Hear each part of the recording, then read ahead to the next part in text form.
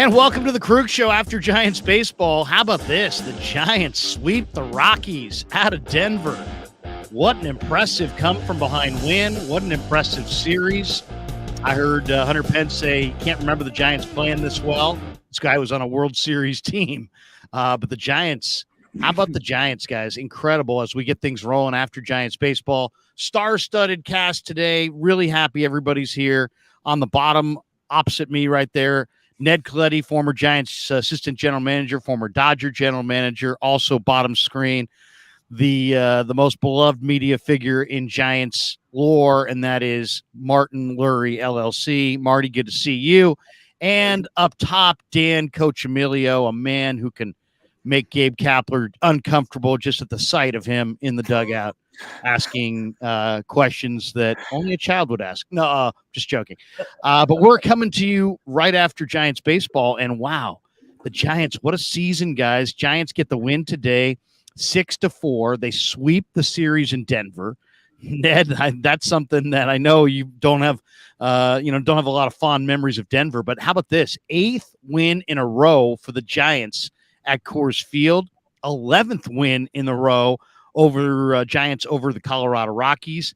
They came back. The Giants scored first. They had a 1-0 lead. They fell into a 4-1 hole, and they come all the way back and win it 6-4. The big blast being Brandon Crawford's double to right that tied the game at 4, and then Wade with the sac fly to make it 5-4, and then Jock Peterson with the RBI single to make it 6-4, and Camilo Doval nails it down in the 9th inning, overpowering, and the Giants get a 6-4 win. They finish the series sweeping it, and they're back at it tomorrow night at home against the Cubbies, who roll in for the weekend, Marcus Stroman, Anthony DeSclafani. Gentlemen, great to see all of you guys. Welcome to the Krueg Show. We should tell everybody as we get rolling here. Brought to you by Pig and a Pickle. Check them out. 2 locations, Emeryville and Corte Madera. They're open 7 days a week in Marin, 11 a.m. to 8 p.m., Wednesday through Sunday in Corte Madera, in Emeryville. We'll have more on that in a bit. But, gentlemen, great to have you all here. And the Giants, what a weird start this has been for the Giants. They go 11-16 in March and April. They follow it up with a 17-12 month of May, where they started to recall some young players, Casey Schmidt, Bailey behind the plate. And they are now 4-2 in June as we get it rolling. Give us your thoughts on the win. Why don't we start with Ned? Ned, what'd you think? Giants suddenly didn't look good in April, and the farm system had not been producing, but they leaned on their farm system. They got a nice little shot from Casey Schmidt. They've gotten a nice little shot from Patrick Bailey. Doval's come of age as a closer. And the Giants are suddenly, approaching a month before the deadline with, postseason possibilities. And that's more than many of us saw at the beginning of the year. Give me your thoughts on the game and on the season.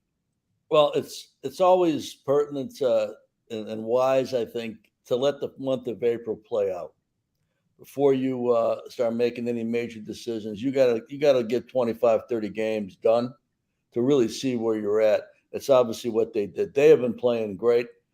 They play hard. They play smart. They play really the kind of baseball that has been symbolic of this organization for a long time when it's going well. And I think the injection of a couple of young players has been a huge boost for them. It also creates competition. And I think when you're able to do that with young players, you got a chance to make some good things happen. And it's good to watch them. I mean, they are exciting to watch. And they're playing hard. They're playing the right way. You go back, these guys on this call have been watching this for 30, 40 years. This is how they play when they're going well, no matter who the players are. No question. Marty, good to see you. It's awesome to hear you on the weekends, but it's even better to have you here on the Krueg Show. Give us your thoughts, Marty. The mosaic is taking shape, and it wasn't looking good in April. I didn't have a lot of hope in March. I thought it was going to be a long, brutal year, and suddenly the farm system has blossomed and has started to produce. And to me, that was the feeling of the season. Forget about today for a second. The feeling of this season, I thought, changed once Casey Schmidt came up and then Bailey, and they didn't just come up. They came up. They established themselves a little bit and had some success. Did Ned say 30 or 40 years I've been watching? Ned, thank you for the compliment. I appreciate that. Is it 50? 50? Come on. You're being very kind. Come on. I saw Jackie play in Ebbets Field, so let's we'll leave it at that. No, but it's been a lot of fun the first couple of months. As Ned says, the first 2 months you figure out who you are. And look, they've been playing 600 ball for the last 35 games.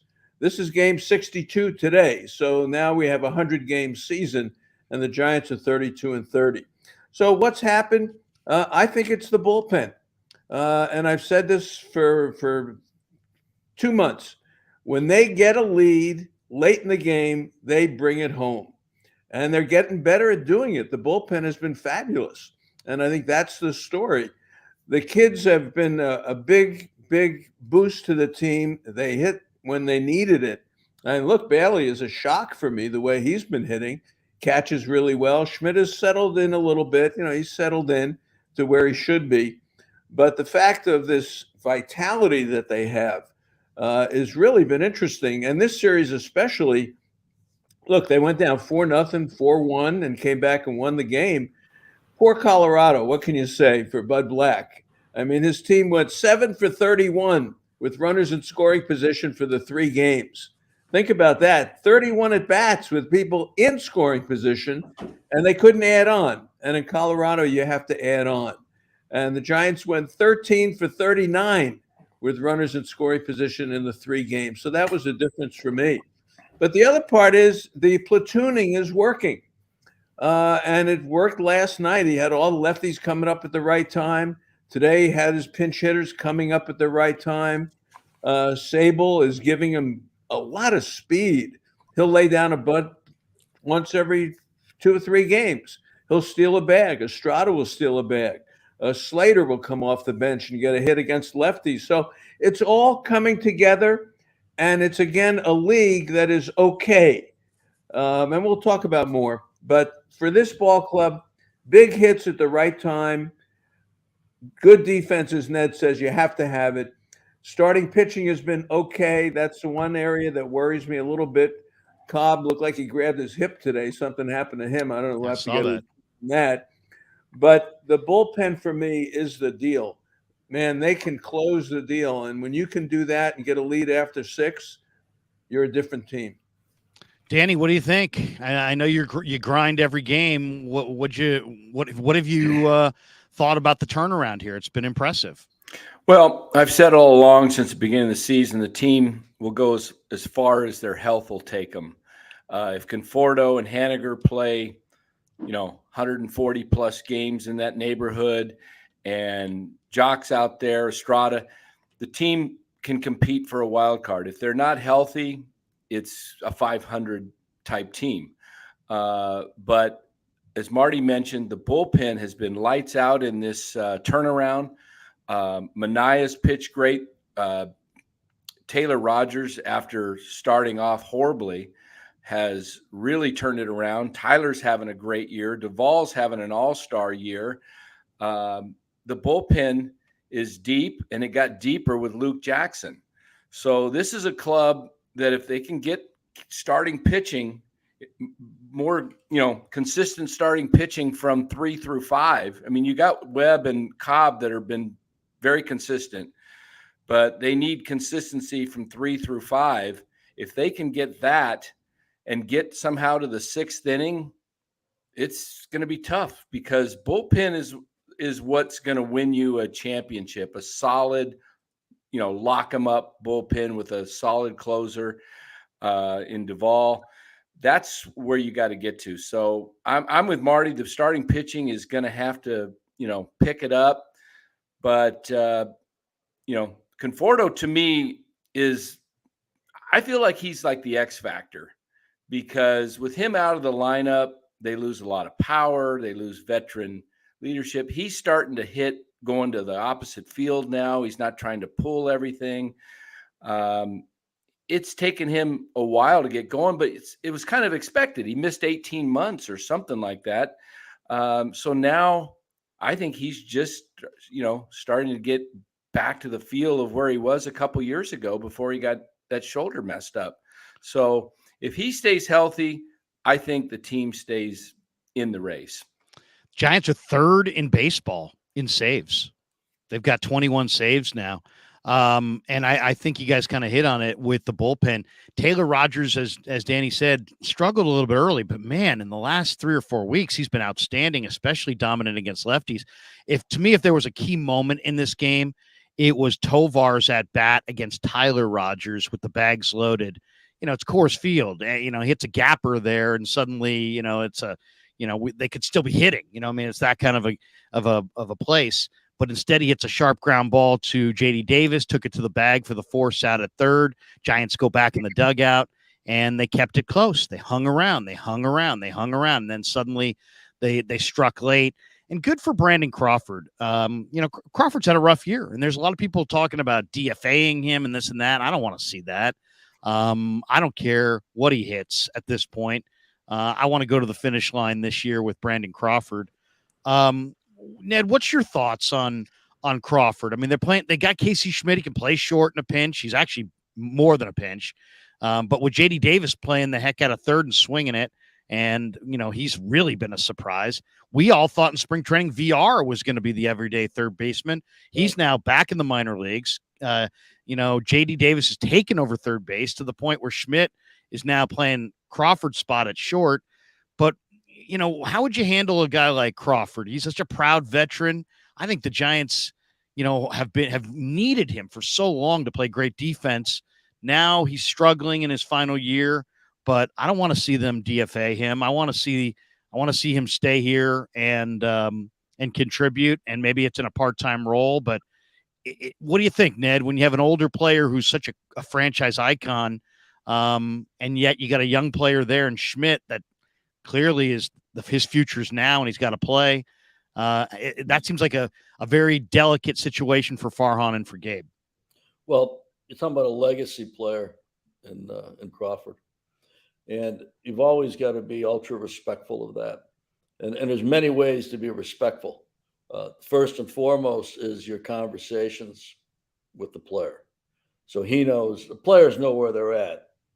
General managers are just kind of verifying what the game is telling somebody, that it's getting dark, it's getting late. I think that this team would miss the veteran leadership of him. And even though he's been struggling, there's a calmness to a player like that. That doesn't mean you run him out there 5, 6, 7 days a week.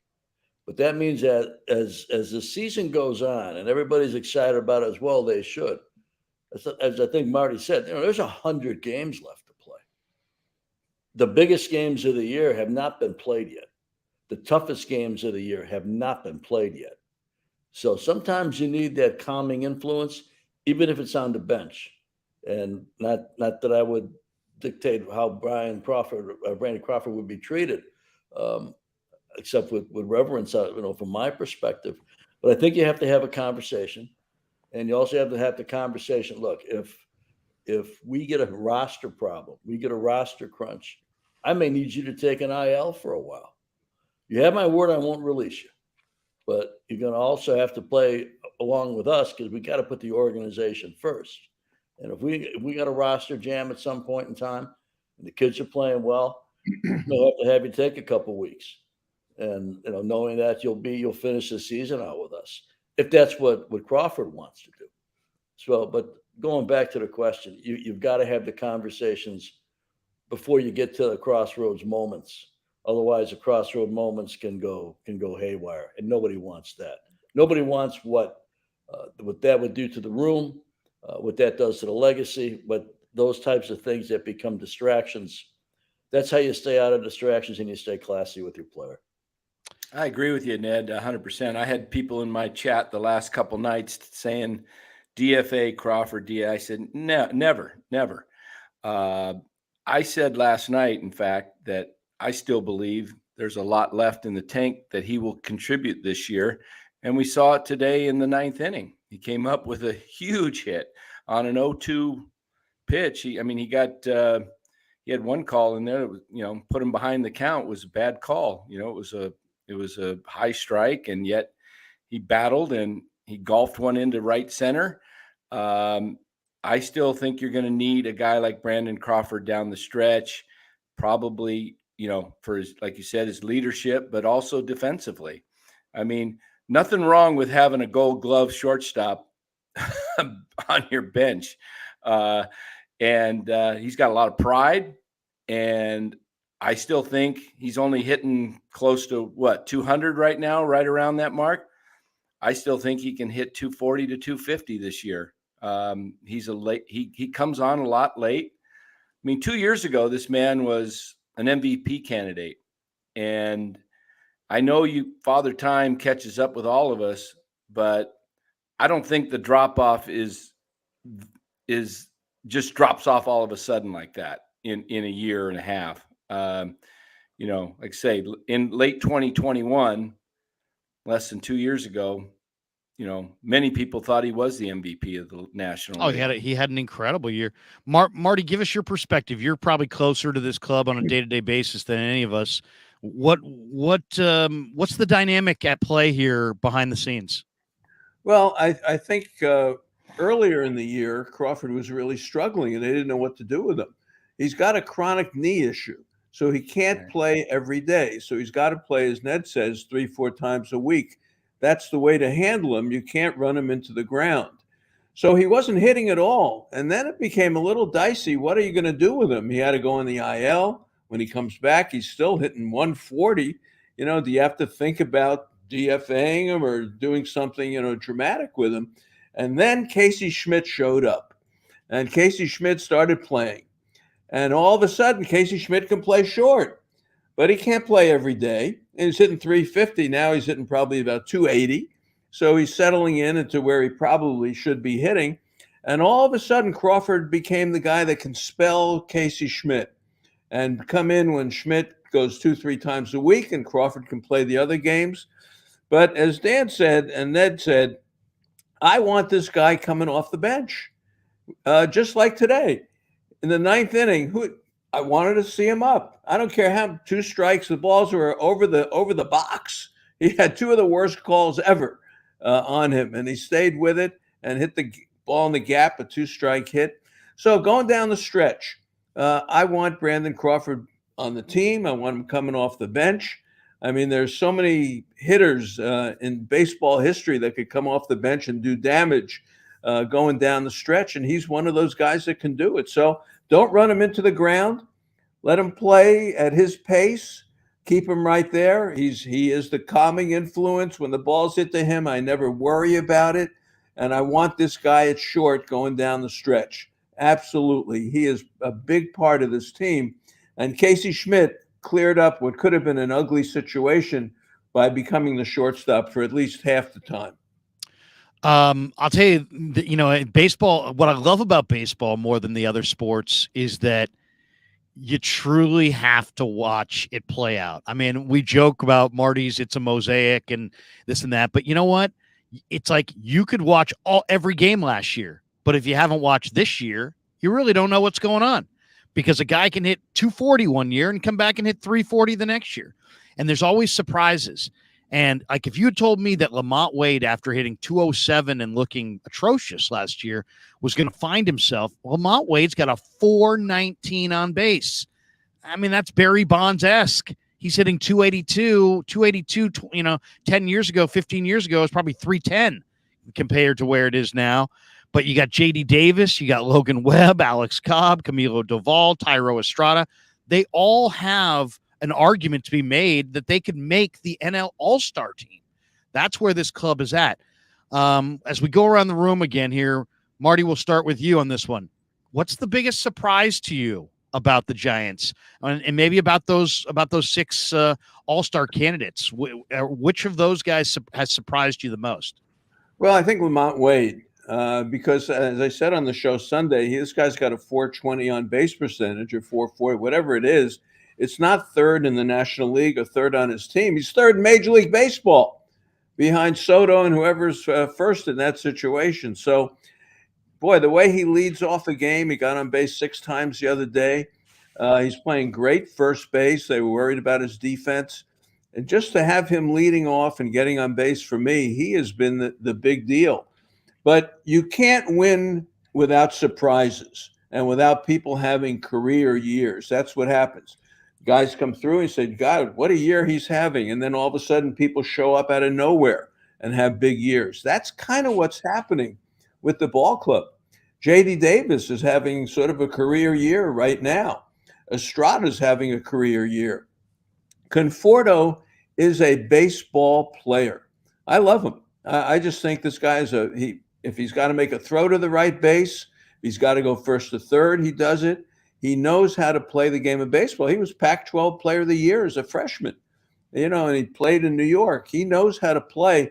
They're going to have a very interesting decision with him. He's a huge part of this team, and I agree with Dan. You want him in the lineup. He can opt out, which undoubtedly he will opt out. There's no question in my mind. He's shown Major League Baseball enough that Conforto can play. He's back. What do the Giants do with him? Do they let him walk and it's Luis Matos, it's your day, it's Luciano, it's your day? Or do they get involved with a contract for Conforto? I think that's going to be one of these decisions over the next couple of months that we're going to talk about. So for me, to answer your question, Wade's the guy. He leads off. He's done everything they've asked, and he's a very dominant player for this team. And he's been underrated defensively. I really didn't see this coming. Ned, I know you don't watch every Giant game, but your baseball knowledge is obviously spectacular. What do you think? I mean, from looking at this club from afar, anything jump off the page as far as a major surprise to you? Well, how they play together is great, and the bullpen is a difference maker. I don't think there's a team in baseball that you would say has enough starting pitching. So everybody's got that same challenge. Okay. So how are you going to finish games? So rather than pick a player, I'm going to say, the infield has played great. A lot of offense that nobody really expected or was kind of leery about. A lot of offense out of your infielders and also your bullpen.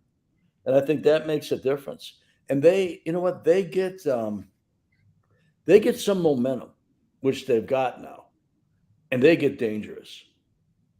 People and San Francisco's never been an easy place for an opponent to come to play. Whether sometimes if you're an East Coast team, you're starting a game at 10 o'clock at night sometimes, and they're going to start to use that.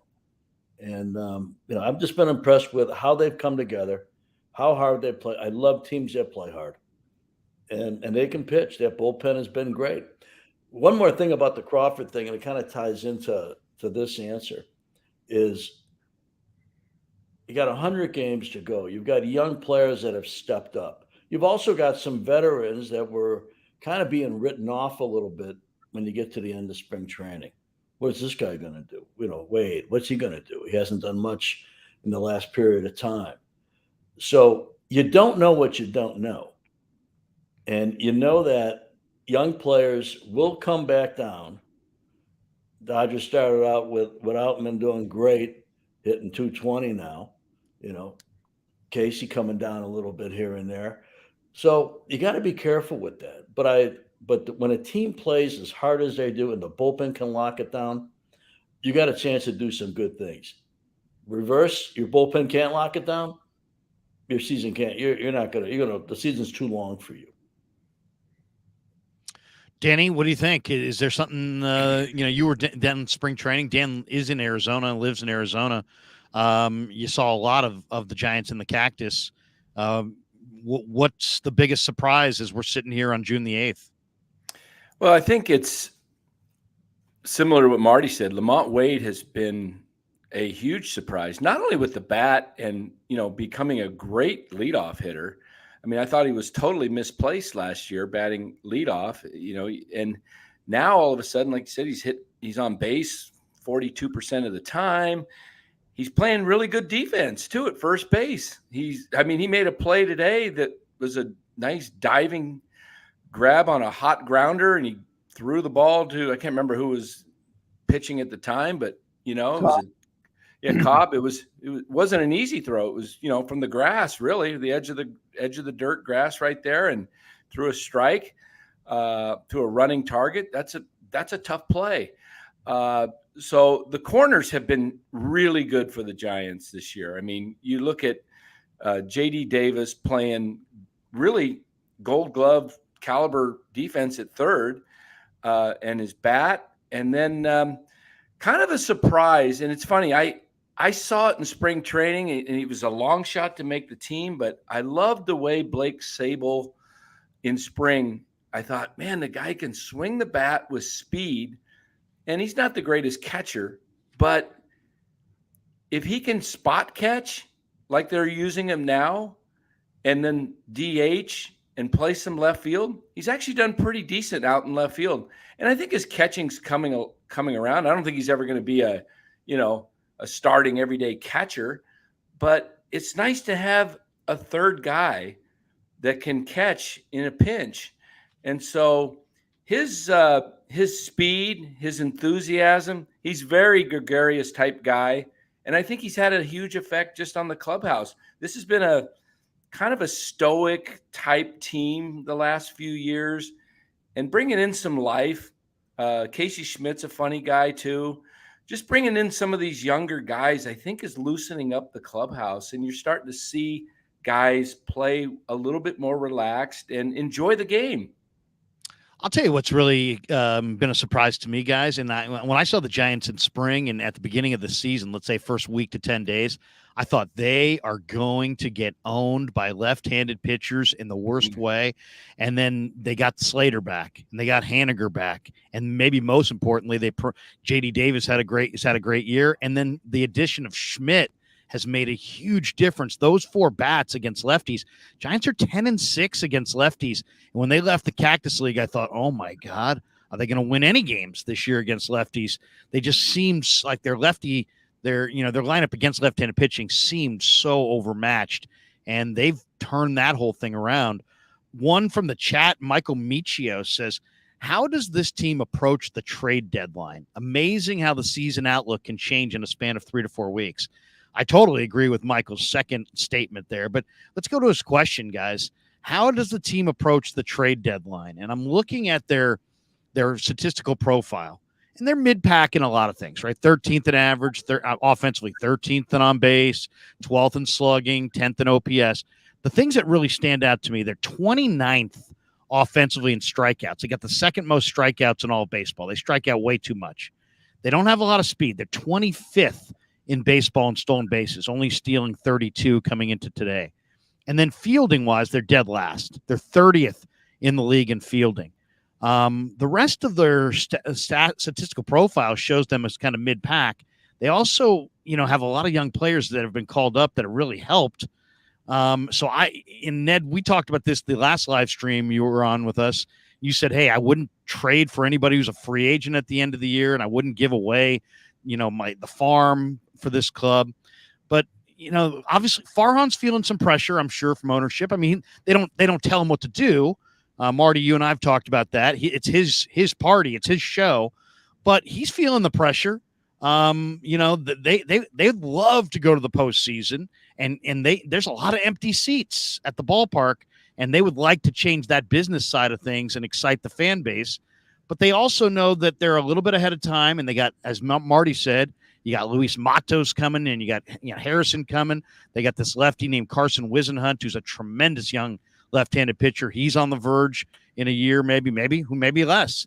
Ned, we'll start with you, and then we'll go to the rest of the guys here on how do you play your hand as the general manager of this team, seeing where you're at. You're a couple games over 500. Padres are disappointing. The league's totally gettable. The playoffs are viable. But you also have this youth movement that really has given you a shot in the arm, and you don't want to in any way take away from that momentum. How would you play your hand here? Well, you got to really judge your team well, and you can't overjudge it, overestimate it, say things are really great when they're not. Your prospect evaluation is huge. Reality of who everybody is. I don't know how good they're going to be. They're obviously playing very well right now. The division might be winnable as well. We can get into that later in the show, but I don't risk anything going forward. If I can get a player that's going to help me in 24, okay, I'll pay a little bit more for that. But if I'm getting a rental, you're not getting anybody that's going to be a dynamic player or even a contributing player at the big league level in the next season for us. You can't do it. Because even if you do make the playoffs, realistically, you'll probably be a wild card team, right? If you're going to make it. And you may continue to be hot. Arizona may falter. Dodgers may falter. But how good are you when you get to October? This team has got a chance to put together a good run. And for me, a good run is not a good 3 months or 4 months. A good run is like a good 3 to 5 years. So I would be cautious on who I gave up. And that's not easy for fans to take. But like one of my old bosses used to say, you want to listen to what the fans want to do every day, you'll be sitting with them. So, you got to be kind of wise with your decision making. They've got a good thing going on. These young players are going to get a lot of experience this year, and they're going to give a lot of ups and downs and a lot of trials and things like that. But I'd be real careful on who I gave up at the deadline. If they got payroll flexibility, they may be able to get a better player for a lesser player to take the payroll strain off of some team that's got no chance. That's what I would use any of their excess for, to use that as an asset. Use your finances as an asset rather than your farm system. That's interesting. Marty, what do you think? What's your perspective on the trade deadline? Because there's options here that we didn't necessarily see a month ago. Well, a couple of things. One, going back to the biggest surprise to me, the Dodgers and Padres have really faltered. And you could see, as Ned said, Arizona and the Giants could come in ahead of both of them. I mean, that can happen in the rest of the league. Look at the Mets and the Phillies and the Brewers and the Cardinals in last place. So when you evaluate your team, you have to say, something, compared to these other teams, we're not in bad shape here. They're 32-30. All right. So the question is, when you get to July, who's hurt? Is DeSclafani hurt? Is Wood hurt? Is Cobb hurt? Is Webb okay? Is Minaya okay? I mean, if there's trouble, then you're going to have to go out and get a pitcher. But on the team side, the offensive side, I don't see a lot of room to do anything. I think you go with what you got. And if there's a Wisenhunt or a Harrison in the future, or a Matos maybe, go with them. I think there's just no room. Who are you going to get rid of? You're going to get rid of Yastrzemski, Slater, Conforto, Haniger, J.D. Davis, Estrada, Crawford, Schmidt. There's no room to do anything. So for me, the answer is, you show me in July who's healthy, and I'll go from there. But I still think I'd like to see one more pitcher other than DeSclafani, Cobb, or Wood next to Webb. I want to see one more guy. When you give him the ball, he's going to take the ball, and he'll probably take the ball in September too, because these guys worry me. So if you had a chance to grab a Giolito or a Michael Kopech or someone who can actually make a difference, I'd go out and grab him. I'd grab him, even with the depth they have, because you don't know. Stripling, he may never pitch. You don't know what you're going to get from him. Minaya, they're afraid to start him. He's got to be a bulk guy. They're afraid to let him go through the lineup twice. So if I had to do one thing, I'd say get me one more pitcher that's not a project. That's you're going to give up somebody good in your farm system to do that? Well, it depends when you say good. Would I give up Vaughn Brown? Yes. Would I give up McRae? Yes. Would I give up Wisenhunt? No. Luciano? No. Harrison? No. Matos? No. But Ned, when you make a deal in today's world, you're giving up, your number 9, your number 14, and your number 22. The days of the trade for the number 1 guy or 2 guy in your farm system, those days are over. So the market, even though it's going to be a hot market for starting pitching, everybody needs it, you still don't have to give up the premier guys. So, yeah, I'd give up one of the secondary guys. Vaughn Brown's a terrific player, but he's hurt. He may make it some point, but you have other outfielders right now. So, yeah, I would give up someone on that level. It wouldn't be a live stream. And by the way, you can catch Dan Coccimilgio at NorCal Sports Network. It wouldn't be a live stream if Danny didn't have a trade already created and and on the tip of his tongue. Go ahead, Dan. What do you think? I know you've floated this idea. This is one of your favorite conversation pieces. Is the midseason edition, and heck, last summer you and me and Ryan probably turned July into. Dan wants a trade for Shohei Ohtani and Mike Trout every day. But give us what you think, Dan, as far as how would you play your hand? Because it is a balancing act.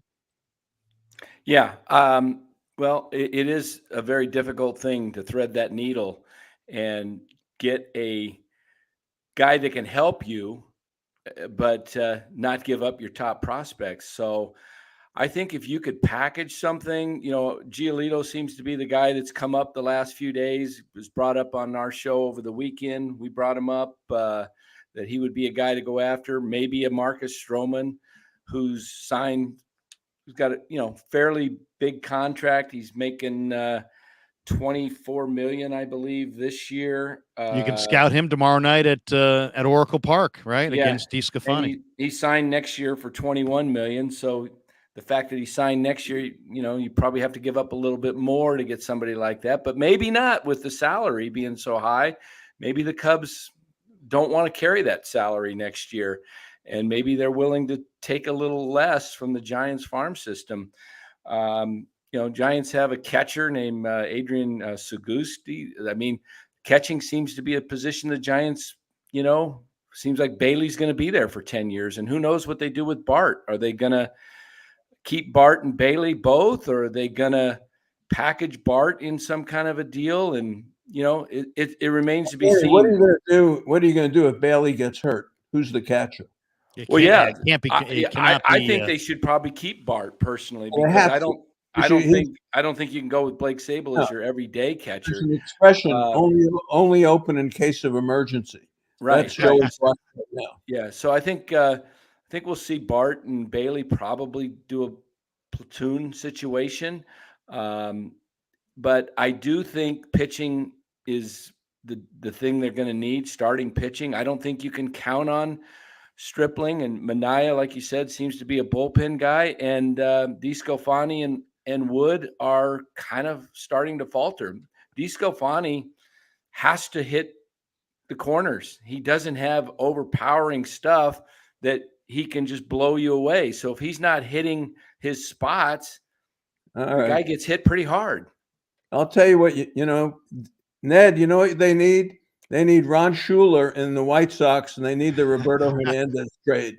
The white flag trade from '97, Marty? I'm telling you, you go get me Hernandez, another pitcher, and Alvarez, and I'll take that. You want to roll this Chapman out of Kansas City or something like that?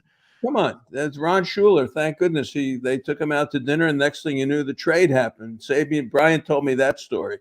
So that's the kind of trade I would like to see. Give me a starter, give me a reliever, and I have no problem doing that. And Danny Darwin. Yeah, Danny Darwin was the other guy. Yep. Fabulous trade. Well, and the story there was that Tidrow hung out on the south side, for a couple weeks trying to meet with Schuler and get that thing done. Ned, you probably could speak in greater detail about that. There for a while. Well, what I always say is that people say, well, this team is this a playoff team? Ask me in July, because I've seen teams make trades like the Atlanta Braves in 21 went from a 500 team to winning it all based on getting 4 new outfielders. I saw Al Rosen do it in 87, just transformed the team completely. They were 53-55 at one point. They had Cincinnati in town for a 4-game series. They swept them. They were trailing the Reds by 5. Rosen made all these great deals, and the team ended up 91 wins that year after being 53-55. This isn't the team that they're going to go. If the Giants go to the playoffs, this isn't the team as it stands today that will be on the roster in September. Ned, we speak theoretically. You did this and have done this. So let's talk a little bit about today's date. It's June the 8th. The trade deadline's at the end of July. You've already kind of thrown out some parameters that, you'd want to use your financial might. So give us the behind the scenes. Would you, in a situation like this, go to either Larry or Peter and say, hey, I know our budget in February and March was X, but look at the way the situation's unfolding. Can you guys have a meeting with the partners and see if there's a way we could grow this somehow in July? And then I guess conversely, the other side of this, and this is where I'm really interested in your answers. Would you, when you were with the Dodgers, or would Brian, when he was with the Giants and you were there, ever say, you know what, we got a lot of really nice looking young players, instead of just leaning on what our scouts told us or what our reports were from spring, let's get out of the office and go down there, and nothing's going to beat putting our own eyes on AA for a day or a week, or let's have a couple conversations more and really assess correctly what we have. Would you do that at a point like this? Here we are, 6 weeks or so before the deadline. Well, I think you obviously have to keep your ownership involved on your thought process. And if it's a financial decision, give them some time to think about it and to understand where you're at. But your second point, Larry, I think is, look, there's a long list of main responsibilities when you're the general manager. But knowing who your players are at in the farm system may be the most important, because you cannot over-evaluate or under-evaluate. Most of the time, you're going to over-evaluate rather than under-evaluate.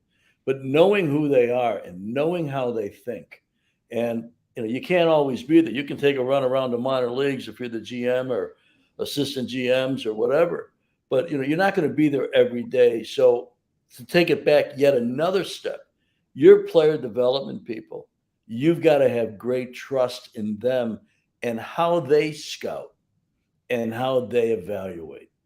This is one of the most important facets of any team, in any league, in any sport that has a feeder system. Those who develop the next wave, they have to know what you're looking for. They have to know the aptitude, the attitude, the sacrifice quotient of a player in order to really make an astute evaluation. I've traded some guys that were, in Baseball America's eyes, were like, how could they trade this player? We had them ranked in the top 5 in their organization. I knew the player was never going to play in LA. I knew the expectation there was going to be too heavy. I knew that the player had no chance to do it, because I knew the player, and I knew my player development people knew what they were talking about. And that's a key thing, because you can probably find somebody in your system that on the outside has got $1.25 value, and it's really $1. And those are the players that you can move and you can do something with.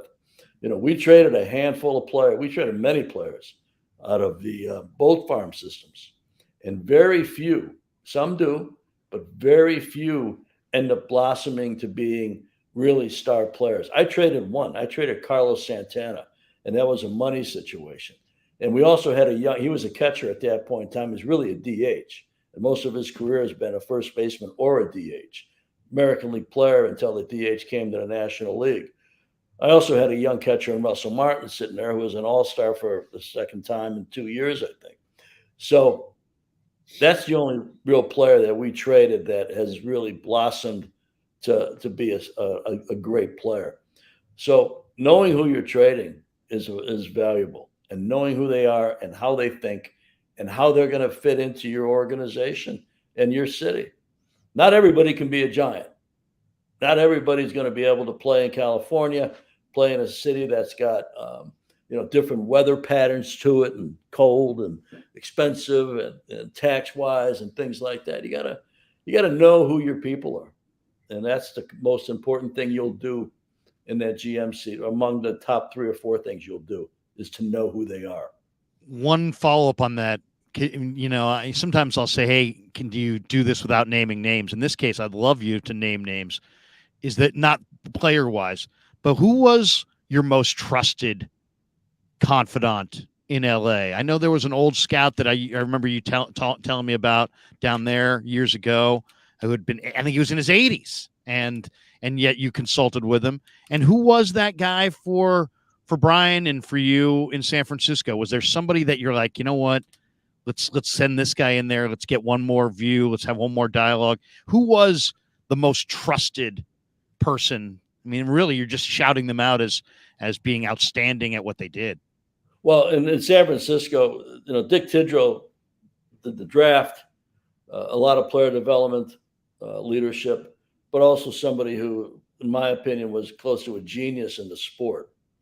So, as you mentioned, him going to Chicago at the kind of to put that trade through with Ron Schuler, Dick was one of the best. And Lee Elder, Joe DiCarlo. We also had for a long time Pat Dobson, Jimmy Fregosi. I mean, you're talking about really a Hall of Fame group of people who knew the game, and we would lean on them all the time. I did the same thing in LA with Vance Lovelace or Rick Ragazza, who was a Giant for a long time, and a handful of other scouts. It depends a little bit on what you're looking for. I knew everybody's strength. Okay. I knew who knew pitching, and I knew who was a tough grader. You've got to scout your scouts. You got to know to have your little 1 or 2 people, 3 people that you're going to lean on for that final thing. You've got to scout your scouts and know how they think and how they evaluate. And then that was a key thing. The scouts you're talking about, 80 years. I don't think Bill LaJoy was 80 years old. I thought his name was like Lamacchia or something. Al Lamacchia, yes. Al's last couple of years were with us in LA. And then Bill LaJoy, who had been a GM in Detroit. I didn't know either gentleman, but I knew that they had tremendous wisdom to them. And you got to take that into account. Some guys get real aggressive. They don't care who you trade. They just want to win right here, right now. You got to take that into account. So, it goes back to scouting your scouts and knowing how they think. And knowing that you're going to be able to take their information and mold it into what you need to know. Not yes people and not no people, but just true, honest people that know what they're talking about and have got a great breadth of experience doing it.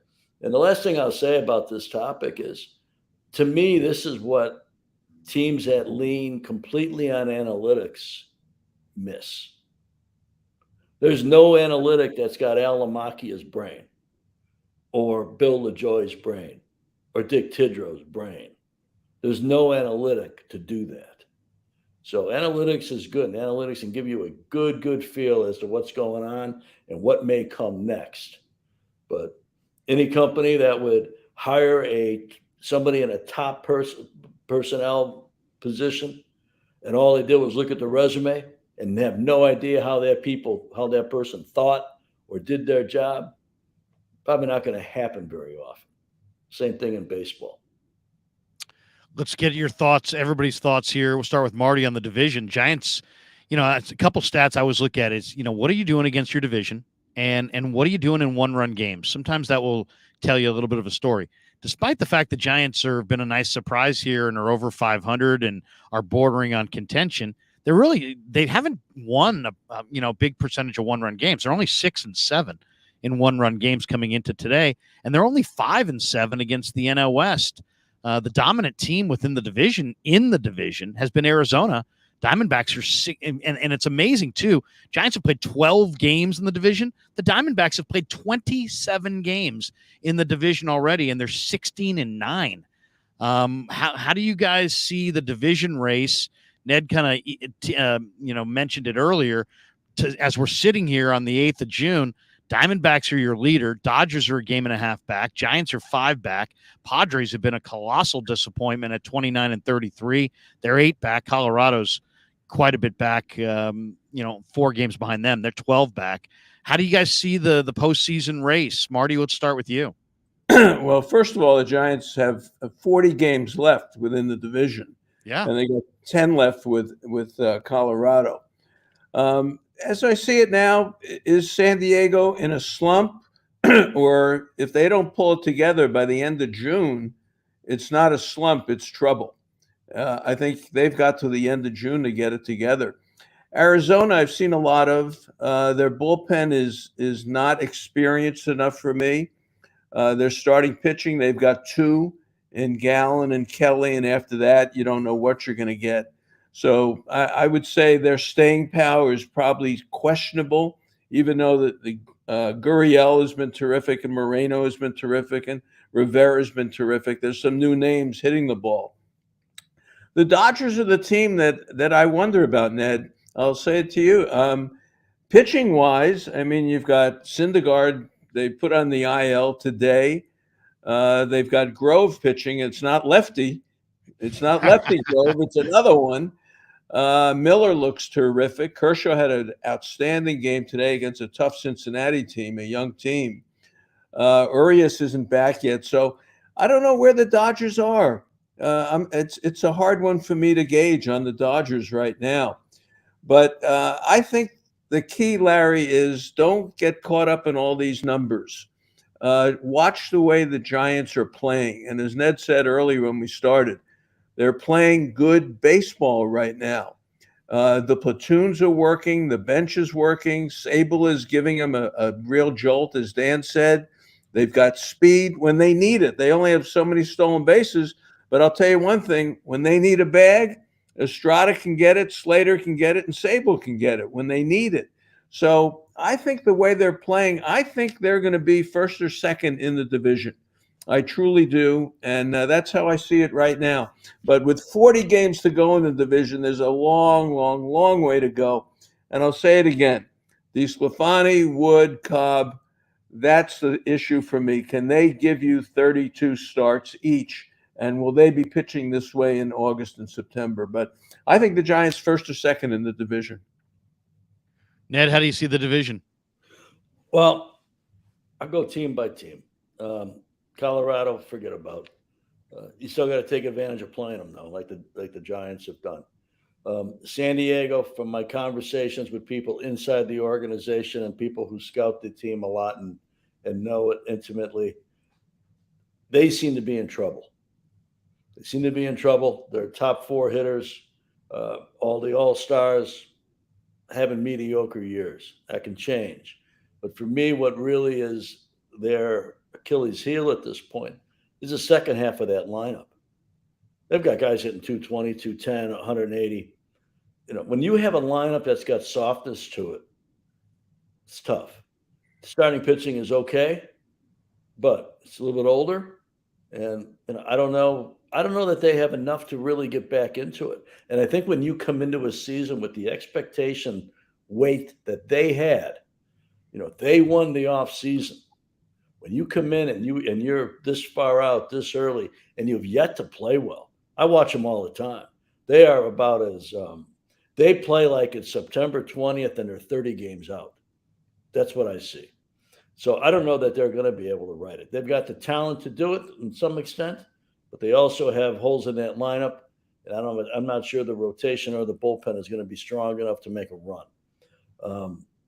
Arizona, as Marty said, went through some of the good players and the good pitching that they've had. I think this is a year to get better. Are they going to be able to sustain this for another 100 games? I don't think so.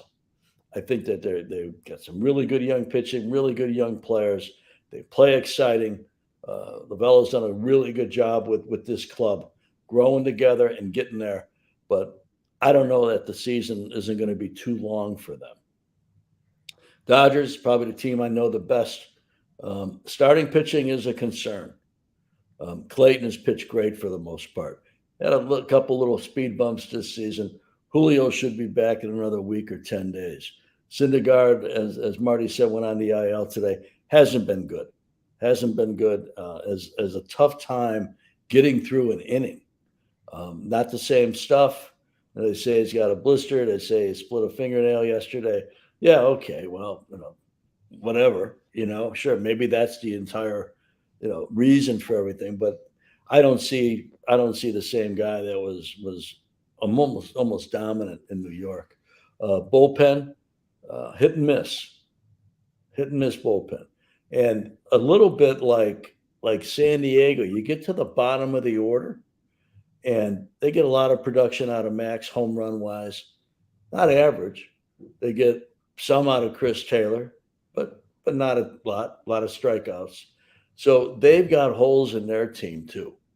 And I think one thing that people need to be aware of with them, they may have Walker Buehler coming back at the end of the year, even to work out of the bullpen. This kid's one of the best. He's got to go back in Giants history. He's got the personality and the compete of Madison. Right-handed, obviously, coming off a second Tommy John, but getting him back, whatever they do with the deadline, getting him back, even for 20 innings in the month of September and whatever October would bring, is something that most teams won't have access to. And then the Giants, who we've talked about, I think second place will be a race between the Giants and the Diamondbacks. I think San Diego's probably sitting where they're at. They may get hot. They may make a run at it. But I don't know that they're going to be able to compete with the Dodgers at the end of the day. And everybody thought that, not everybody, many people thought that they were going to win a division. No, it's tough to win. It is tough to win. And to something that I would put a little bit of qualifier on with all the excitement with the Giants in Arizona is until you've done it, you don't know how to do it. And the Giants did do it a couple of years ago with that big 108 win season. But it's a different. Actually, it was 107. I think it was the Dodgers that won in 108. Thanks for reminding us that. Okay, well, I'm trying to play your side of it, But I think it's you got to keep that in mind. And I don't think there's a dominant team in it. I think it's I think there's teams that have holes in the lineup, softness to the lineup, softness to the rotation, and some up and down in the bullpen. And I think so anybody can beat anybody. I'm curious to see really when the Giants and the Dodgers meet. I want to see how that goes because I think that will be a big litmus test for San Francisco and a little bit of a litmus test for the Dodgers. But I think it'll be a huge litmus test, as it will be for the Diamondbacks too, playing LA. Danny, give us your quick thought on the division. Yeah, I feel like San Diego's, not being like inside like Ned and having contacts there, but the fact that they've got these veterans and they're all getting paid well, something's going to happen there. I feel like with AJ Preller, either he's desperate to win now. I mean, he's got a $280 million payroll. They've got fans in the stands. There's excitement down there. I don't think they're going to sit back and just let this season ride out in fourth place. They're either going to make some big moves to try and get, more guys that can hit at the bottom of the lineup, as Ned mentioned, or they may even, if this ship doesn't turn around here in June, wouldn't surprise me if Bob Melvin is the fall guy and they go after someone like, Joe Madden or something to try and save the sinking ship, because that team is ready to win payroll wise. They've got to win or it's a gigantic failure. They've got to win this year or next year because Soto's a free agent after next year. Things are going to get broken up at some point here in the next year or two. So I see them doing something of significance, whether it's, maybe trading one of those guys and getting a few good players that can, balance the club out, something. I just don't see them sitting idly in fourth place all year and doing nothing. The Giants have the bullpen. The Giants have probably the best bullpen in the division. And they also have guys that are seeming to me to be hungry to get back to the playoffs. They've only tasted it really in 21, couple of these guys. And then you got the veterans like Haniger and Conforto who are trying to prove themselves. They want to opt out. You know, I mean, Conforto wants a giant contract, so he's going to be motivated to keep going. Manaea has got to opt out. Stripling, who knows if he comes back? He's got that back issue. But I think the Dodgers are the team to beat.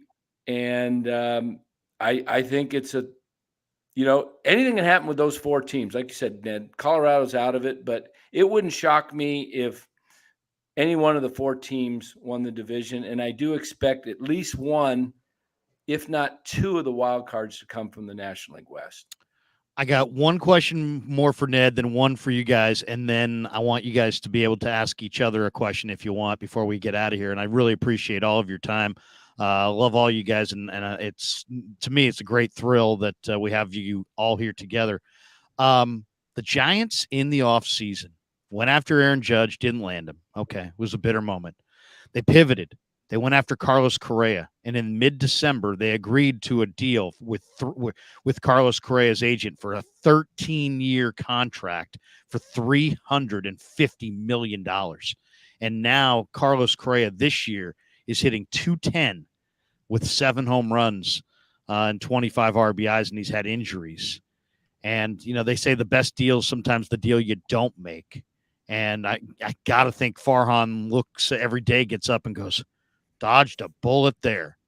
Ned, in all your years, can you think of a deal that you didn't make, that we never knew about, that you know about and only you know about, that you're like, thank God that didn't happen for whatever reason?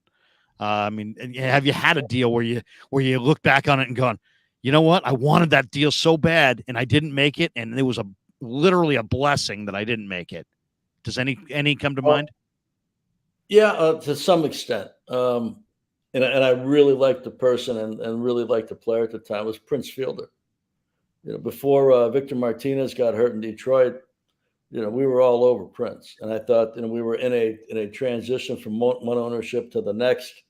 And to his credit, Frank McCourt gave me the opportunity, even though he was going to get nothing out of it, and he was going to maybe lower the value of the franchise a touch by having somebody sign for a long time like that.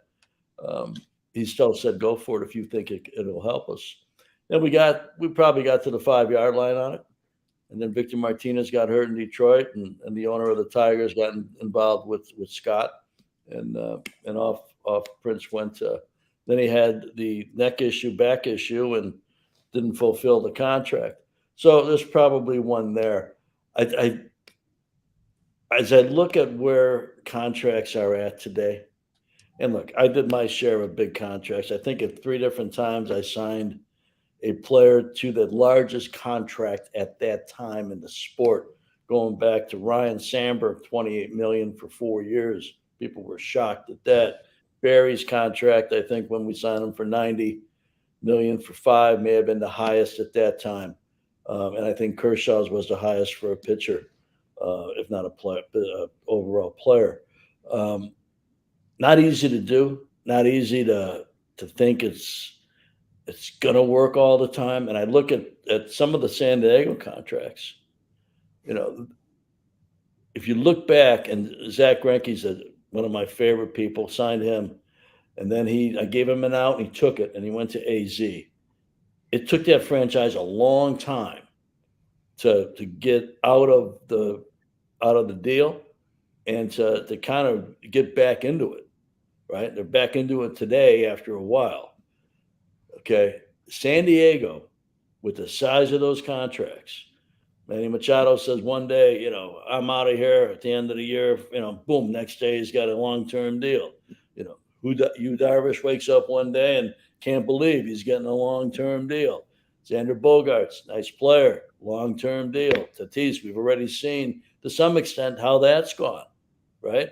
Misses a year with an injury and a suspension.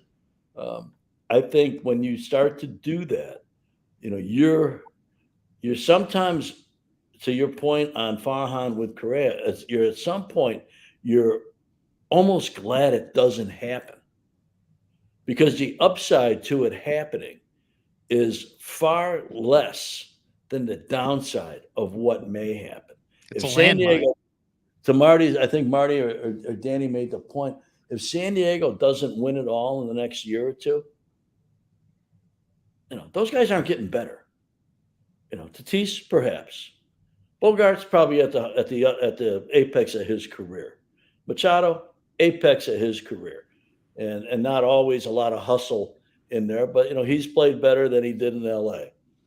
And it's an organization that they may not recover from this if they don't win it all. If they don't win it all, and they've got all these contracts on the book for a long time, they may be sitting with Colorado for a while. Wow. One super chat from Glass Half Full guy. He says, can we get Luis Matos up here? Feel like we need another starting pitcher, in my humble opinion. I was in Salt River in March with my kids sitting out on the berm, and Matos hit a screaming home run, and it got out in a second. And he's got a tremendous arm, and I've really always loved the highlights I've seen. But now he's conquered Double-A, and he looks like he's on the verge. All three of you guys, give me your thoughts on Luis Matos. Marty, I know you've seen him, and Danny, I know you've seen him. Ned, you probably are very familiar with Luis Matos. It looks like a ton.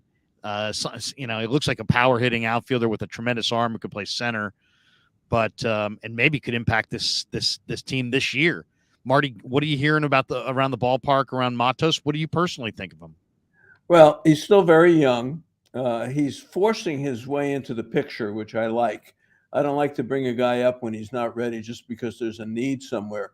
He's forcing everyone to take a real hard look at him. So the question is, if Haniger goes down or if Conforto goes down, Slater, any of these guys go down, then I think you got a real chance of getting him up here. Until then, I think he's just got to have a great year at AAA and force his way into the picture. Ned, I don't know how much you've seen of Matos, but man, the tremendous throwing arm. He's got to me, the thing that stands out when I watch him, he's got, he kind of reminds me a little bit of George Foster had those crazy wrists, and this guy's got wrist strength and hand strength. That's really, much more significant than you would think when you look at him physically. He's got an ability to really put a charge into the ball. Have you seen him at all? And what do you think about, his prospects? There's a lot to like. But there's a value to the experience of playing. And the higher levels you play at, you've got to really be dominant at it. And you've got to be sure that you can, and I don't know the personality of the player, but you got to be sure that the personality of the player can get through failure and can get through hardship and can get through a slump and can get through what it means to play in the greatest league in the sport on a daily basis, not once a week, not twice a week, but every day. Because if you're bringing him here, he's playing every day. Okay, you're not going to use him once a week. Maybe September you would, but if there's another league, he could be playing every day, and he's going to be playing in that league. So you just got to be a little bit careful with that. I wanted guys to burn the league down. I wanted guys being the best player in the league, the dominant player, not once or twice a week, but 5, 6, 7 times a week. Then I knew that they had a chance. Didn't mean that they were ready completely. It just means, okay, come into the room and let's see how it goes. But he's got big time upside. And I think the more refinement they can do, where the lights are a lot dimmer and the crowds are a lot smaller, I think that's how you do it. And you also, at the same time, you're also kind of not feeding that hunger.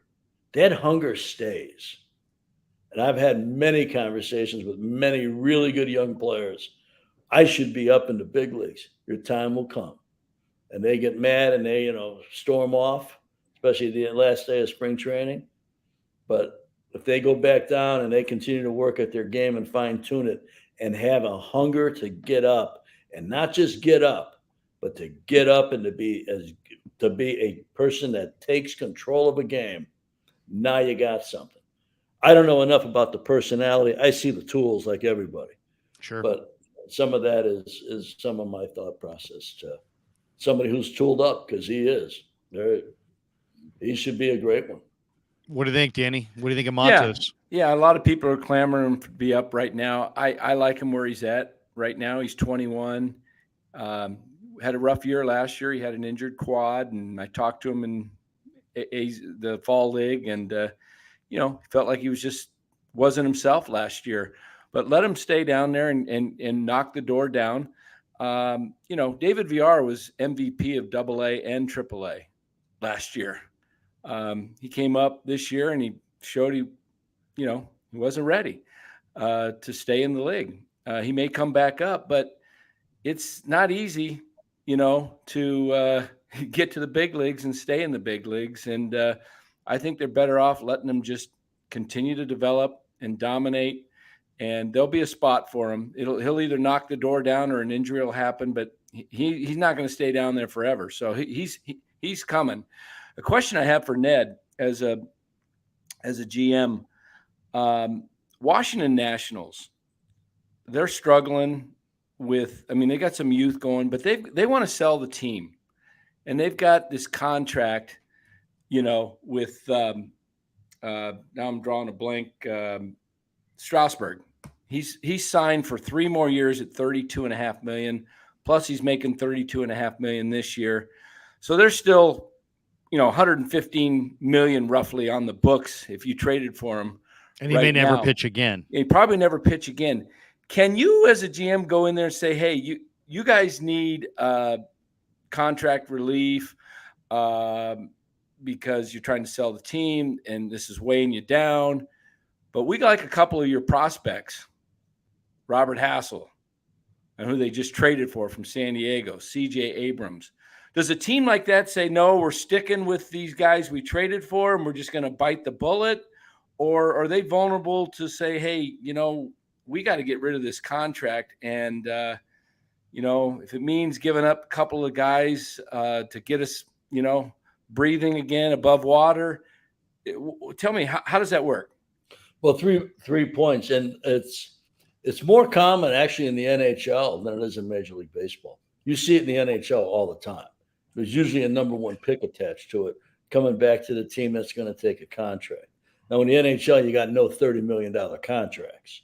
You got maybe at the most 10 or 11, but you still got a lot of 6, 7, and 8s out there with an $82.5 million ceiling that are painful sometimes.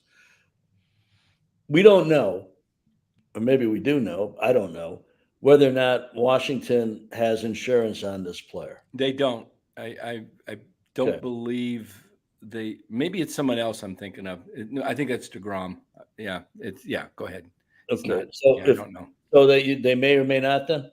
If they do, they're going to get most likely 80% of the salary back. Okay. If he's missed enough time, they're already collecting it.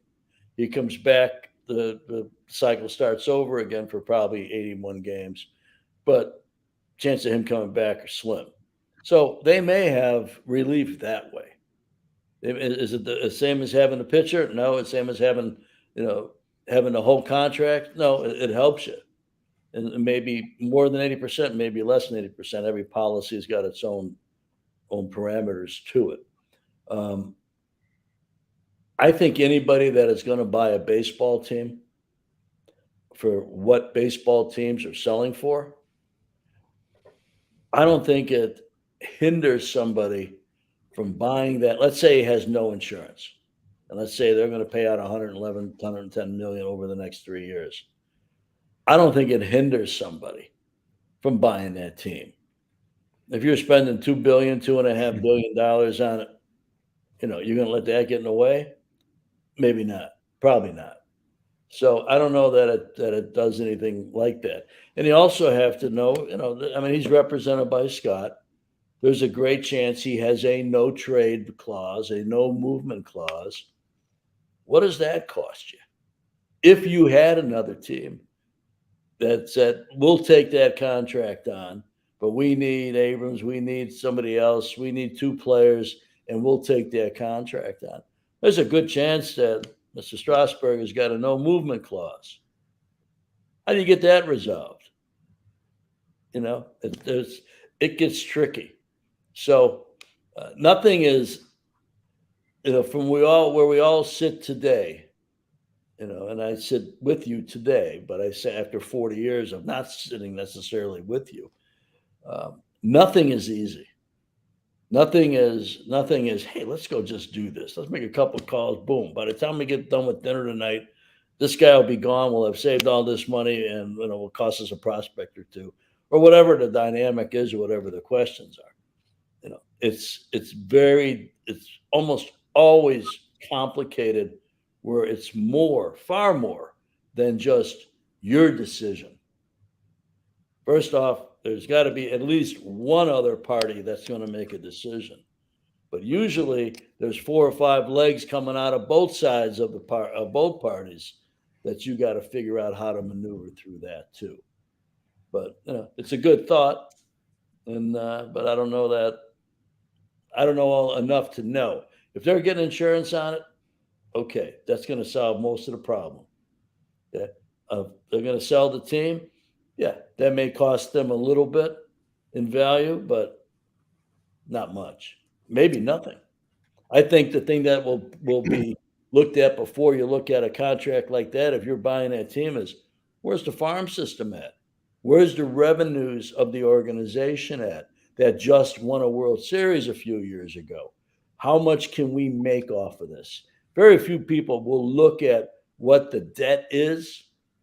They'll be looking more at what are the revenue streams going. When the Dodgers were sold to Guggenheim, they had a massive TV contract come and due. Can we make more than $3 billion on it? That's what the offer was, that Frank McCourt wasn't allowed to get approved by MLB, even though it was the largest contract perhaps in the history of regional sports networks at the time. Can we do better than 3? Yeah, I think we can. And they did. 8.35 billion. So that's what people look at. Where's our TV contract at? Regional sports network. Where's our fan base at? Where's our sponsorships at?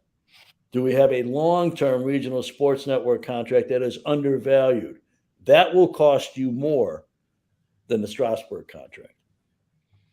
We have so much experience in this room. I'm the kid.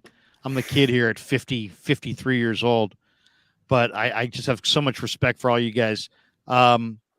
We started this dialogue talking about how long Marty's been following the game, and Marty goes back to Jackie Robinson.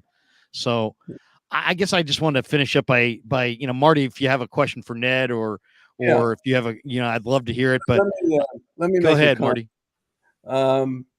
The league, we've got about another 25 games till the All-Star break. It's a very important part for me because after the All-Star break, those 2 weeks, teams disappear.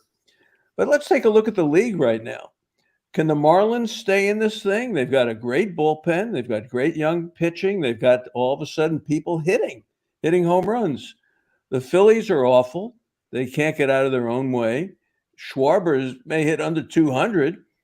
The Mets can't hit at all other than Alonso right now, and their Verlander Scherzer thing is a mess. Carrasco, everything else. So where's that division going? I'll concede Atlanta is the best there. Then you get to the Central. Pittsburgh's going to disappear. That's already starting. The Keller, they caught up to him, and Oviedo couldn't get out of the first inning yesterday. They're going to say bye-bye. Cincinnati's a great story with Dela Cruz. Boy, what a star this guy is going to be. I mean, he amazing had young third baseman. Couple of days against the Dodgers, but they got no pitching. They're disappearing. The Brewers, to me, can't hit much, and they don't have a lot of pitching right now. Burns is not the same, and they got Peralta, and then they got a million guys injured. The Cardinals are in the basement. They're one of the worst teams in baseball. They've got like 30 days to figure it out, and if they don't, they're done. And then you get to the West here with the Giants, Dodgers, Arizona, and the Padres. Kind of that's the nexus for me of the best part of the race here. So I'll throw it out to Ned. Ned, what about the rest of the league here? There are a lot of teams that are ready to go off the cliff. There's a lot of flawed teams. Yeah. In this league, no doubt. There are no super teams in this league. Atlanta may be the closest to it, but even they're not complete. So this is one of those years that somebody's going to win it. Somebody's going to get in the playoffs. They're going to get hot for 2 or 3 weeks and get to the series and maybe win the series, being not a super team.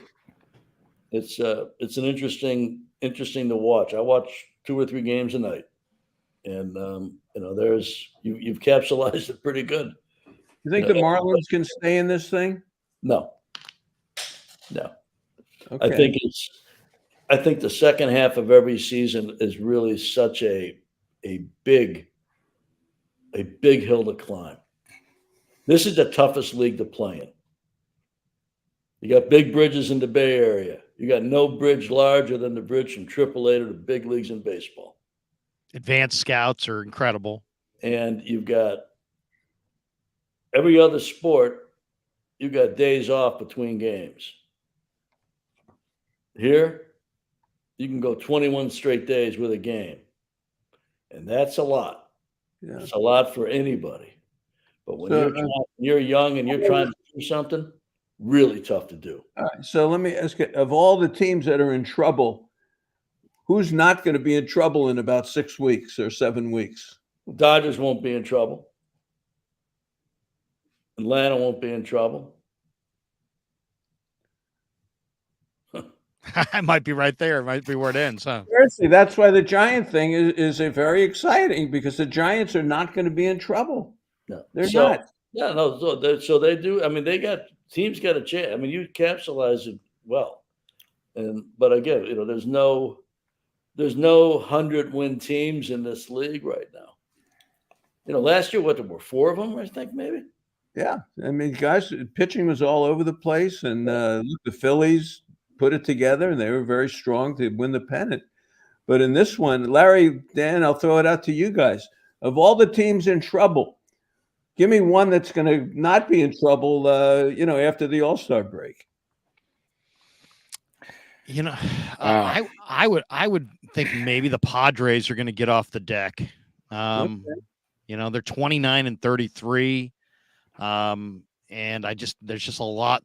I do think Bob Melvin's a smart guy. I think they got a good manager in place. They do have a lot of talent. I do believe the cream rises. There's a lot of talent there. I know the vibe is not good, but they got a lot of energy in their ballpark. The fans are energized. I just think they're gonna get hot at some point. That would be my guess. But it's just a guess. Okay, no. Go ahead, Danny. Yeah, I kind of have been saying on my show that I think San Diego's gonna, get things going. Gary Sanchez is down there now. He's got 4 home runs. I don't know what's going on with Sanchez, but he basically didn't make it with the Giants. And then who was it? The Cubs or somebody else let him go too. Yeah. Mets. That's right. Mets. That's a team. The Mets. I would expect the Mets to hit stride at some point with their pitching. You'd think that they would come around.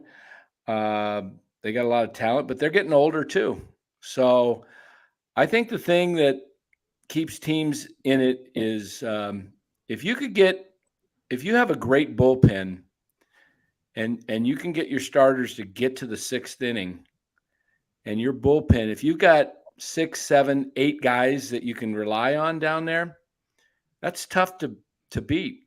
And the Giants now, with the shifting of Manaea, and then Taylor Rogers getting together, Tyler Rogers, Luke Jackson, Duvall, Brebbia, Scott Alexander. I mean, these are guys that know how to pitch. And I've seen bullpen teams, with great bullpens get you to the playoffs. And once you get to the playoffs, anything can happen. I mean, we saw that in 10, 12, and 14. Giants were not, the favorites in any of those 3 seasons to win it all. And we saw, the Phillies barely made it in last year. They won 87 games, but they got hot at the right time. I think it's going to come down to which team at the trade deadline makes some good deals that solidifies their pitching staffs, gives them that kind of player that can be the Eddie Rosario for the Braves type guy that comes in, Adam Duvall, guys that can be a spark like Jock was with Atlanta. I mean, that team was really going nowhere. And then they lost Acuna, and it was like, oh, the Braves are done. And then they end up winning it all.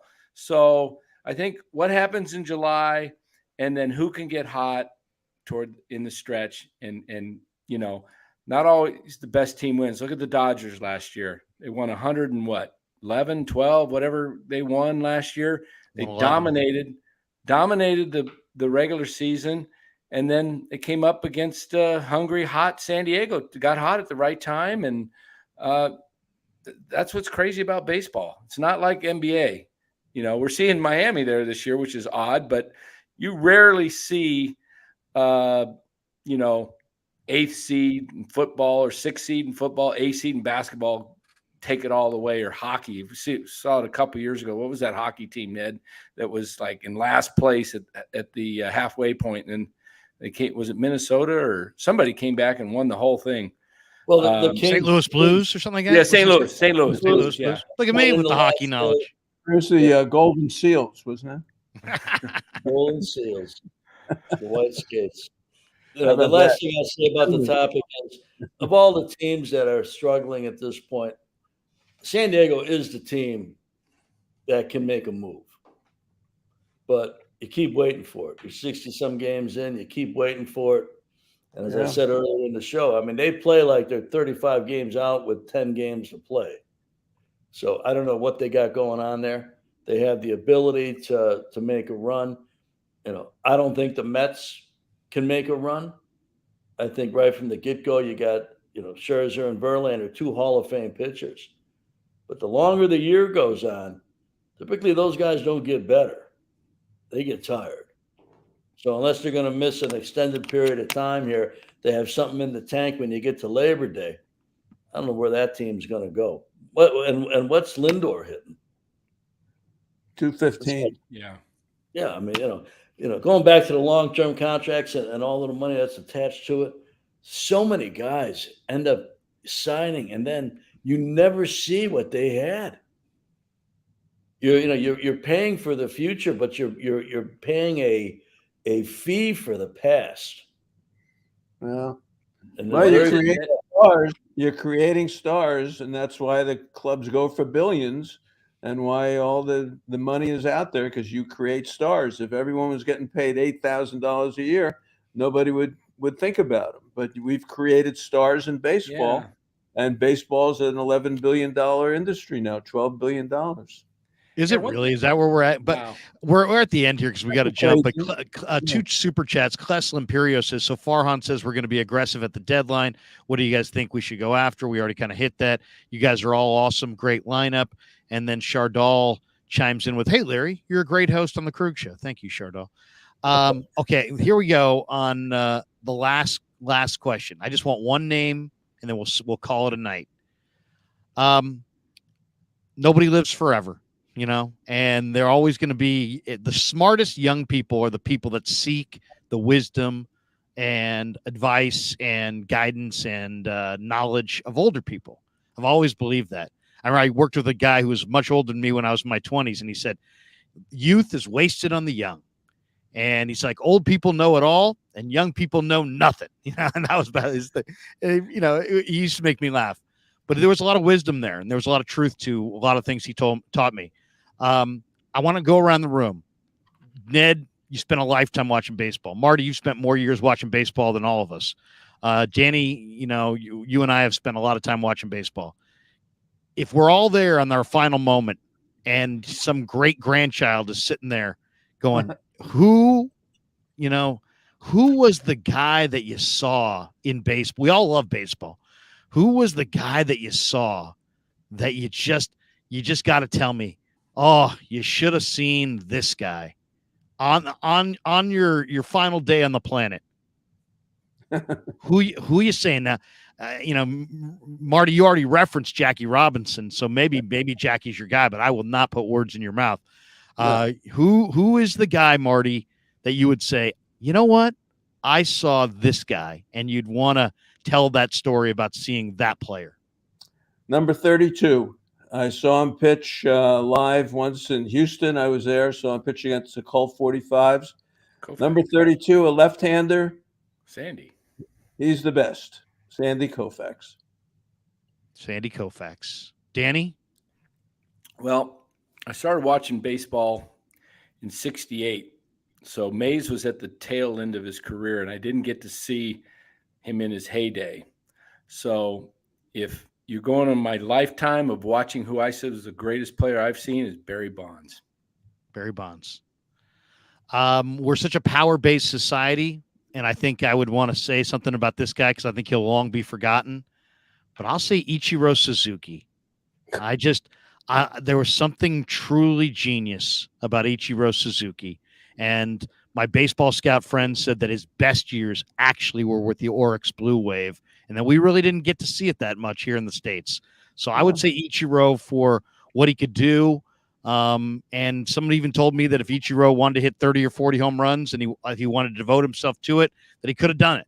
And after watching him in the All-Star game in San Francisco, and I don't know, I think maybe they're right.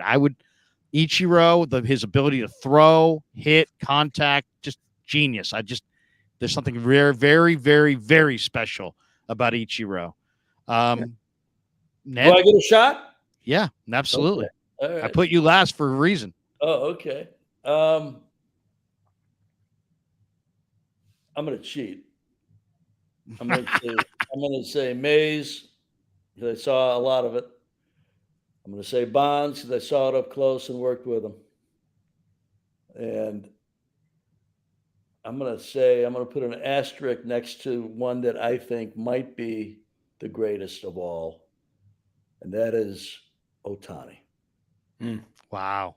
Let's see where that goes. I spent the last few days in Anaheim watching the Cubs series with a dear friend, Tim Mead from Anaheim, and great PR guy.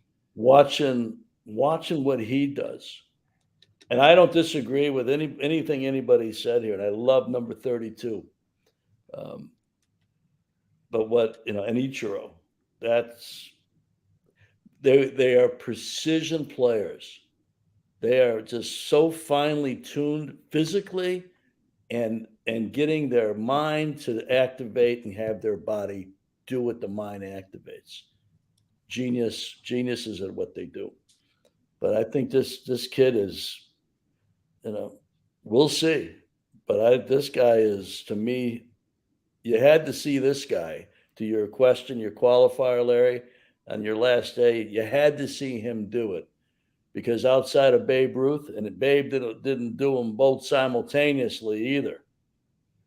Nobody's done what this kid has done so far. And the best may be coming yet.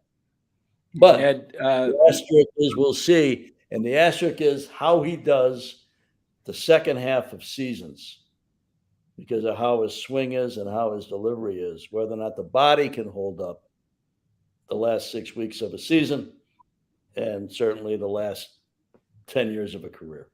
Two quick questions for you, Ned. And this is just their predictions. Does Ohtani, 1, get traded at the trade deadline this year? And 2, where's he end up next year? I think Anaheim is in a really difficult spot.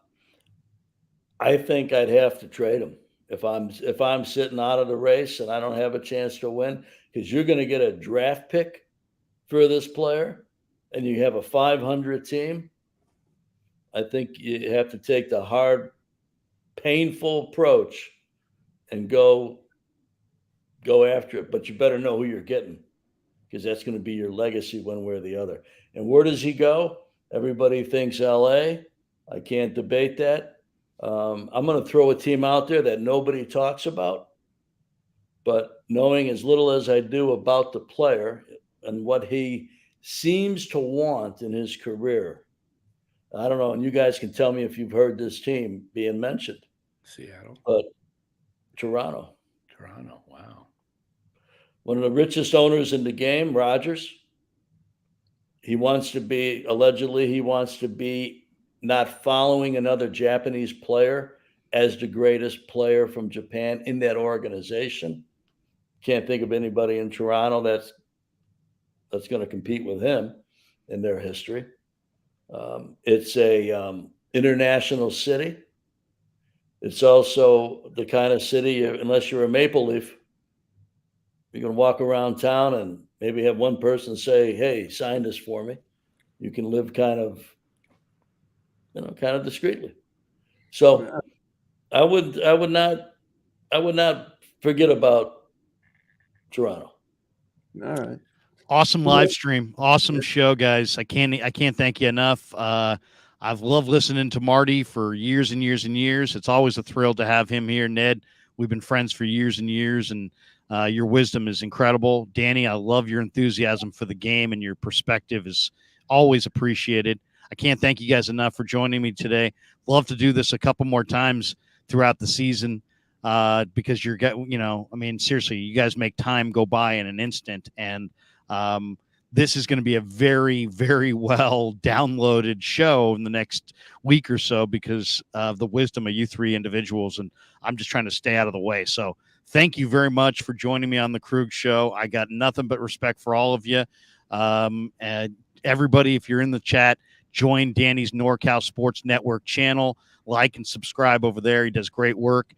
Check out Marty, who does the best radio in the Bay, regardless of station. He does pregame on KMBR on the weekends for Giants baseball with some of the best pregame that you're ever going to hear. And Ned, you're working at Pepperdine and doing a number of projects, and we've had a number of times to collab recently, and look forward to doing that a lot more this summer. So thank you, gentlemen. Have a great rest of your day. Thank you very much for joining us. And you have a final thought on the way out the door, express it now. And I have one quote. Thanks again. Yeah. Tommy Davis, the great Dodger, passed away last year. To your remarks, Larry, what he would always say, it's been a pleasure. It's been a pleasure. Ned, I thought you were going to pick Ernie Banks. Okay. Well, I thought that was your guy. A childhood pick. Yeah, who was your guy growing up? It was Ernie and Ronnie Santo. Okay, all right. Did you ever run through the schoolyard clipping your heels like Santo? Probably. And then I got to know Ronnie used to come into the Italian deli in my neighborhood, Delicatessen, we would call him back then. And so I knew Ronnie from the time I was about 10 years old until he passed away. I love the guy. And he took defeat as a radio when he was doing color on the radio. We get on the team bus. Players were a little bit down about getting beat. You could take the entire team and add up how down they were getting beat, and they'd fall short of how Ronnie felt about them getting beat. And Ernie Banks, as my mom's side of the family grew up on, all of her family was from Chicago. Ernie Banks was a guy that united the North Side and the South Side. Yes. Everybody loved my first autograph, Ernie Banks. Let's play Always two. had a let's play two. Beautiful smile. Wonderful. The retrospective on him is phenomenal. It just came out a few years ago. It's absolutely a great hour. Gentlemen, incredible stuff. Thank you, gentlemen. Let's do this again sometime. Yeah, we'll do it again soon. Bye, Ned. I'll book on Danny's show for the next 17 straight nights, but maybe there we go. Yeah, you're booked. But thanks, Ned. Take care. There you go, Ned Colletti. Marty, have a great rest of your day. We got the Cubs coming in. Yes. We'll enjoy anybody you want to tease coming up Saturday or Sunday on the show. Just the usual, Bruce Jenkins, Ron Wotus, Mark Simon.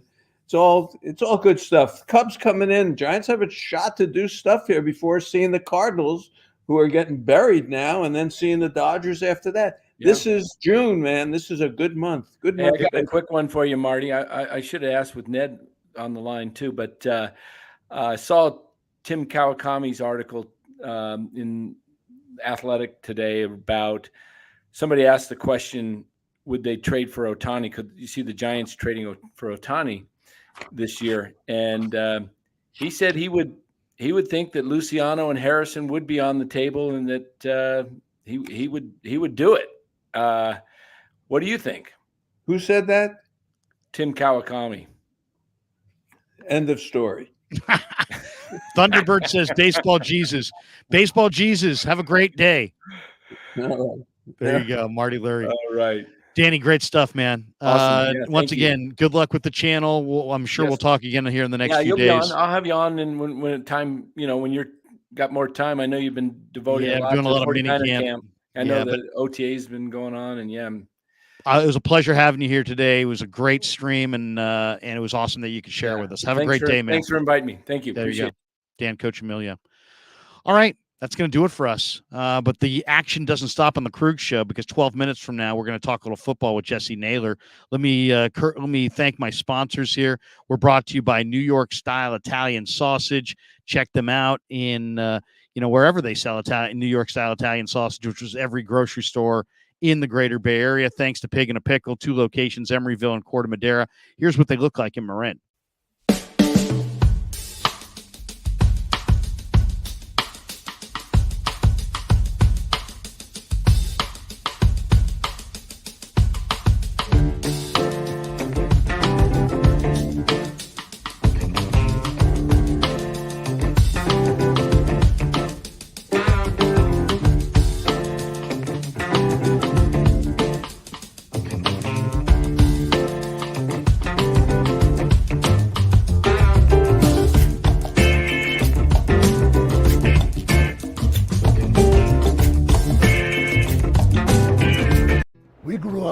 With a Sunday dinner. That means no matter how busy you were, no matter where the hell you were, you came to dinner on a Sunday night. Yeah, Sunday dinner without sausage, it's like a church without God. How can you go to church if you don't believe in God? And along with the sausage also became the discussions. That was discussion night. It wasn't a typical family that you sit there and you're quiet, and you don't talk with a mouthful. Oh no, man. Italians talk when they're eating. Italians even talk when they're sleeping. And definitely we talk with our hands. So if we can't express it through our mouth, through our lips, we express it with our hands. So, and that's what sausage is, really. It's an expression, that life is good.